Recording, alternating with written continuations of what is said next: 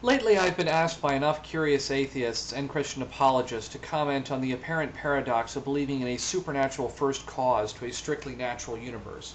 The question goes along the lines of something like this. Why is it that you believe in God, and yet at the same time you scoff at a lot of the supernatural claims of the Bible? Well, to answer that question, I've divided the Bible's supernatural claims into four categories. One is divine revelation, or God speaking directly to someone.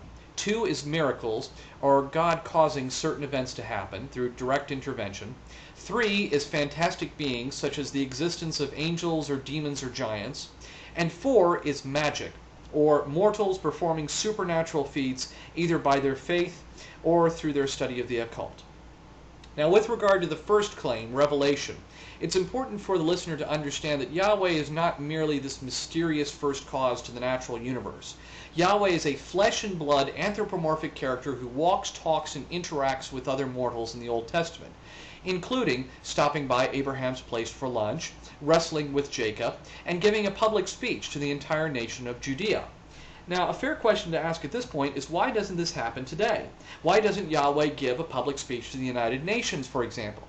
Well, some Christians might say that God does talk to people, or how do I know that God doesn't talk to people?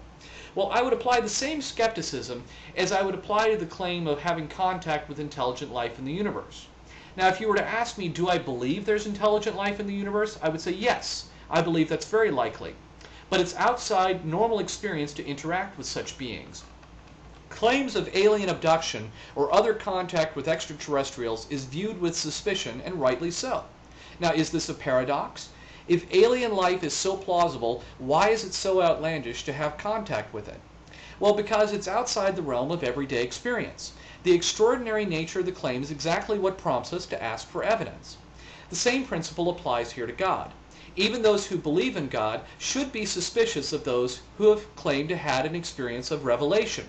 And strangely enough, those who do make such claims, it often happens when no one else is present. For example, Moses was on top of a mountain, Muhammad was in a cave, Joseph Smith was in a secluded forest. I'm not sure about Pat Robertson, but I'm pretty sure he was alone at that time too. So, God, if you ever do give me the matchless honor of speaking to me, I would humbly ask that there be several witnesses present that can assure me that I have not gone crazy and that I did indeed hear what I thought I heard. But moving on, the second claim the Bible makes is in regards to miracles, or things happening because of the power of God by direct divine intervention. Now, I was actually very conservative about flagging these supposed acts of God, like, for example, in the Old Testament, Yahweh causes Balaam's donkey to talk to him. I can't prove that it didn't happen. However, I did flag the really exceptional ones, the ones that happen on such a grand scale that they should have left evidence. For example, Moses' 10 curses that he brings upon Egypt, or the global flood that supposedly took place. These things should have generated evidence. And no, the argument from silence is not a logical fallacy here, because we should expect to find evidence. Also, why don't these things happen today? It's a fair question to ask, because as we read the Bible, we read about all of these incredible events, like rivers turning to blood, or people being healed by magic handkerchiefs. And yet we put down the Bible and look around, and we find a natural universe that is governed by predictable laws best understood through science and reason. Why is there no evidence that these miracles ever took place, and why do we see such a natural universe today? The third claim that the Bible makes is in regards to the existence of fantastic beings, and this can be subdivided into two categories. One is the existence of beings like giants who exist on this earth, and we should find evidence that they exist. Fossil remains of giants, or archaeological evidence of these giant settlements. These things like this are things that we should find, and again, the argument from silence is not a logical fallacy here, because we should expect to find this evidence. Now, other fanciful beings are a little bit harder to disprove, like angels and demons that exist in these extra-dimensional spaces, or these alternate places like heaven and hell. Here we just have to go with the null hypothesis, that we see no reason to believe in them, and can the believer present any evidence as to why he or she believes. It's also fair to ask, if you take a Jack Chickian view of the world, why is it that these angels remain so hidden? If their objective is really to save souls for Jesus, then wouldn't the most rational policy be to make themselves be known instead of remain hidden?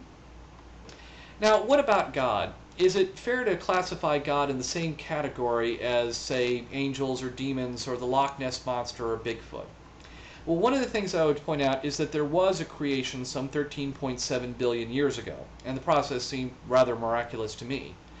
The generation of life and the process of evolution also seem rather miraculous to me, that we've gone from single-celled organisms to what we are today to God knows what tomorrow.